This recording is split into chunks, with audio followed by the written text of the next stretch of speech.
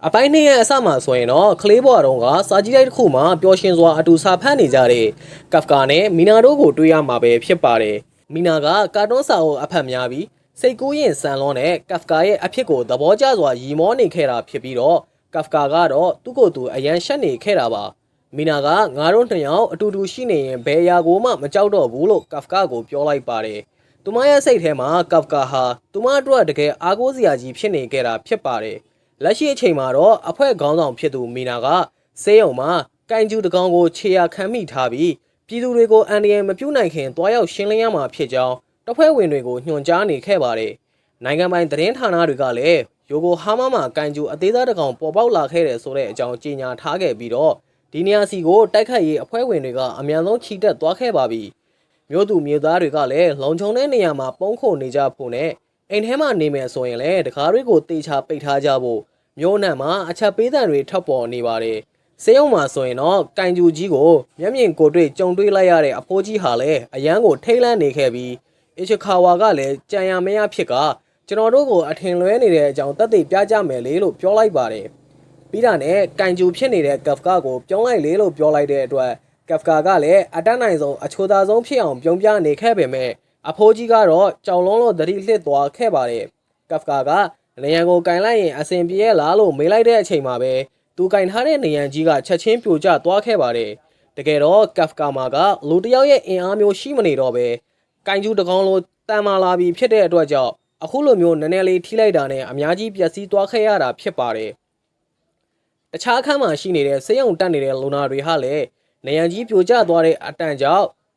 ဘုံပေါက်တာလားလို့လာရောက်ကြည့်ရှုနေခဲ့ကြပါတယ်။ကာကွယ်ရေးတပ်ဖွဲ့ကလည်းလာနေပြီဖြစ်တာကြောင့်ကဖကာနဲ့အင်ချီခါဝါတို့လည်းအများဆုံးထွက်ပြေးကြရပါတယ်။သူတို့ရှိရာစေယုံစီဥတီပြီးတော့လာနေတဲ့ကာကွယ်ရေးတပ်ဖွဲ့ကဒုခေါင်းဆောင်ဖြစ်သူကကန်ကျူကြီးကစေယုံကနေထွက်ပြေးသွားပြီဖြစ်ကြောင်းသတင်းပို့ခဲ့ပါတယ်။စေယုံနဲ့ဝေးရထွက်ပြေးနေခဲ့တဲ့အင်ချီခါဝါကလည်းသူ့ရဲ့စီနီယာတယောက်ဘာကြောင့်များကန်ကျူဖြစ်သွားတာလဲလို့စဉ်းစားမရအောင်ဖြစ်နေခဲ့ပါတယ်။အဲ့ဒီအချိန်မှာပဲသူနဲ့အတူတူပြေးလွှားနေတဲ့ကဖကာဟာလည်းလမ်းမေးဓမီတိုင်ပေါ်မှာနားနေတဲ့ကြီးကန်းတကောင်ကိုအရှင်လက်လက်ကြီးဖမ်းယူစားတော့ပြစ်လိုက်ပါတယ်ပြီးတော့တေးပေါက်ချင်လာတဲ့အတွက်ပြဿနာတော့ဖြစ်နေပါပြီအရွယ်ရောက်ပြီးသားဖြစ်တဲ့ယောက်ျားတစ်ယောက်အနေနဲ့လမ်းမအလဲကောင်မှာတော့ရှူးပေါက်ချနိုင်ဘူးလို့ဆိုကအော်ဟစ်နေတဲ့အချိန်မှာပဲသူ့ရဲ့နော်ကိုကနေရှူရှူးတွေပန်းထွက်လာတာကြောင့်ကဖကာလည်းအရန်ရှက်သွားကဒီလိုအခြေအနေနဲ့သာဆိုရင်သူ့ကိုလက်ထပ်မဲ့ကောင်မလေးရှိတော့မှမဟုတ်ဘူးလို့ပြောနေခဲ့ပါတယ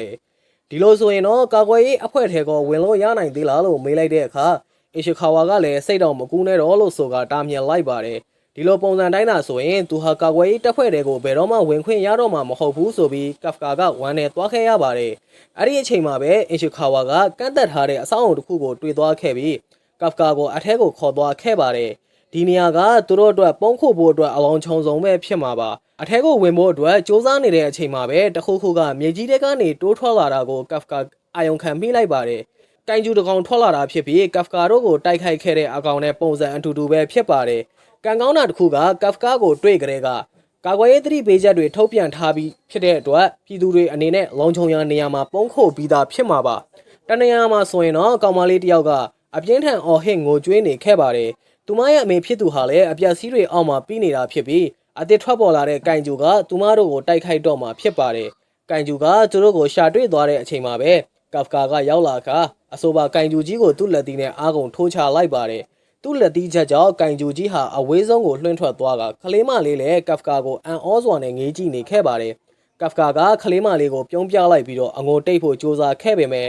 ခလေးလေးကသူ့ပုံစံကိုတွေ့ကပုံငိုနေခဲ့တာကြောင့်ကဖကာကအခုပဲကိုညီပြီးရင်သွားတော့မှာမို့မငိုပါနဲ့တော့ဆိုပြီးချော်လိုက်ရပါတယ်အမေရဲ့ခန္ဓာကိုယ်ပေါ်မှာပြီးနေတဲ့အပြက်စီးတွေကိုဖယ်ရှားလိုက်ပြီးတဲ့နောက်မှာတော့အီရှီခါဝါကရောက်လာခဲ့ပါတယ်တိတ်မကြခင်မှာပဲကန်ကျူကြီးကပြန်ရောက်လာတဲ့အတွက်ကြောင့်ကဖကာလည်းခလေးမလေးနဲ့သူ့အမေကိုဘေးကင်းရာခေါ်သွားဖို့အီရှီခါဝါကိုပြောလိုက်ပြီးသူကတော့အားကုန်ဆိုင်ကကန်ကျူကြီးရဲ့ခေါင်းကိုလက်သီးနဲ့ထိုးလိုက်တဲ့အတွက်ကြောင့်အဆိုပါကန်ကျူကြီးလည်းတစ်ချက်ထဲနဲ့ပွဲသိမ်းသွားခဲ့ရပါတယ်သူထွက်သွားတဲ့အခါမှာတော့သူ့ကိုကြောက်လွန်းလို့အီရှီခါဝါရဲ့အနောက်မှာပုံနေခဲ့တဲ့ကောင်မလေးကသူ့ကိုခေါ်ကကျေးဇူးပါပဲနော်လို့ပြောလိုက်တဲ့အတွက်ကဖကာတယောက်အရင်တုန်းကအဖြစ်အပျက်တွေကိုပြန်လဲသတိရသွားပြီးမီနာကိုလည်းလွမ်းသွားခဲ့ပါတယ်ကဖကာထွက်သွားပြီးတိတ်မကြခင်မှာပဲမီနာကအဲ့ဒီနေရာကိုရောက်လာကတစားစီဖြစ်နေတဲ့ကန်ကျူကောင်ကြီးကိုတွေ့သွားတဲ့အခါမှာတော့ဒီနေရာမှာဘာတွေဖြစ်ပျက်သွားခဲ့တာလဲဆိုတာကိုနားမလည်နိုင်အောင်ဖြစ်နေရပါတယ် မီနာကကောင်မလေးအနာသွားလိုက်ကမင်းမြင်လိုက်ရတဲ့ကန်ကျူကြီးအကြောင်းနည်းနည်းလောက်ပြောပေးပါအောင်လို့မေးလိုက်တဲ့အခါမှာတော့ကောင်မလေးကကြောက်နေတဲ့အတွက်ကြောင့်စိတ်မပူဖို့ပြောလိုက်ပြီး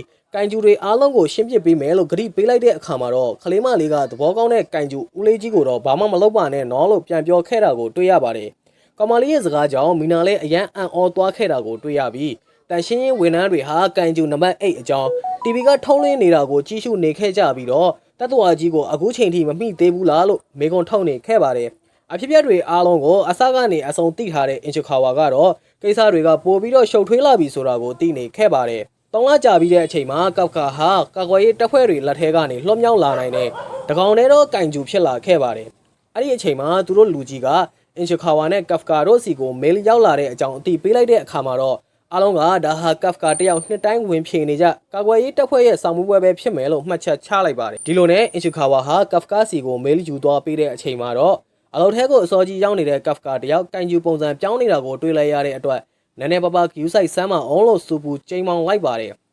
ကဖကာလည်းနောက်တစ်ခါကျရင်သတိထားပါမယ်လို့သတိပေးလိုက်ရပြီးတော့ကန်ကျူပေါ်လာတော့ကစေးုံပေါ်ကနေထွက်ပြေးသွားခဲ့တာလို့ပြည်သူတွေကိုအသိပေးထားတာဖြစ်ပါတယ်ပြီးတော့ပထမအဆင့်အောင်မြင်သွားတယ်ဆိုတဲ့အကြောင်းကြားစာကိုကဖကာစီပေးလိုက်ပြီးဒုတိယအဆင့်ကျရင်အရာရှိတွေစောင့်ကြပ်နေမှာမို့တရုတ်မှန်ကိုလုံးဝပေါ်သွားလို့မဖြစ်ဘူးလို့သတိပေးထားခဲ့ပါတယ်ကဖကာကကန်ကျူဖြစ်နေမှန်တည်သွားခဲ့လို့ရှိရင်သူတို့ချက်ချင်းပဲတပ်ပြစ်ကြမှာဖြစ်ပါတယ်ကဖကာကလည်းအခုသူ့အသက်က32နှစ်ရှိနေပြီဖြစ်တာကြောင့်ဒါကသူ့အတွက်နောက်ဆုံးအခွင့်အရေးပဲမို့ရေကုန်ရေခမ်းစူးစမ်းသွားမယ့်အကြောင်းအင်ချခါဝါကိုပြောလိုက်ပါတယ်ရေဘူးဖွင့်ဖို့အခက်တွေ့နေတဲ့ကဖကာဟာကန်ကျူပုံစံပြောင်းပြီးတော့အလွယ်တကူဖွင့်လိုက်တဲ့အခါမှာအားလုံးကဒီကိုရောက်လာတော့မှဖြစ်တဲ့အတွက်ဂီးဆိုင်နေဖို့ပြောရင်အင်ချခါဝါကထွက်သွားခဲ့ပါတယ်တကယ်တော့ကဖကာအနေနဲ့ပထမအဆင့်ရေးပြေဆောင်မှုပွဲကိုနှစ်တိုင်းအောင်မြင်နေကြဖြစ်ပြီးဒုတိယအဆင့်မှာသာအမြဲတမ်းကြာရှုံးနေတာကြောင့်ဒီနှစ်မှာပိုပြီးစူးစမ်းဖို့လိုအပ်နေပြီဖြစ်ပါတယ်ဒီလိုနဲ့တိတ်မကြခင်မှာပဲကဖကာနဲ့အင်ချခါဝါတို့ရဲ့ဒုတိယအဆင့်ဆောင်မှုပွဲဖြေဆိုရမယ့်နေ့ကိုကြားရောက်လာပြီပဲဖြစ်ပါတယ်ဖြေဆိုရမယ့်နေရာကိုကဖကာနဲ့အင်ချခါဝါတို့ကအတူသွားခဲ့ကြပြီးတော့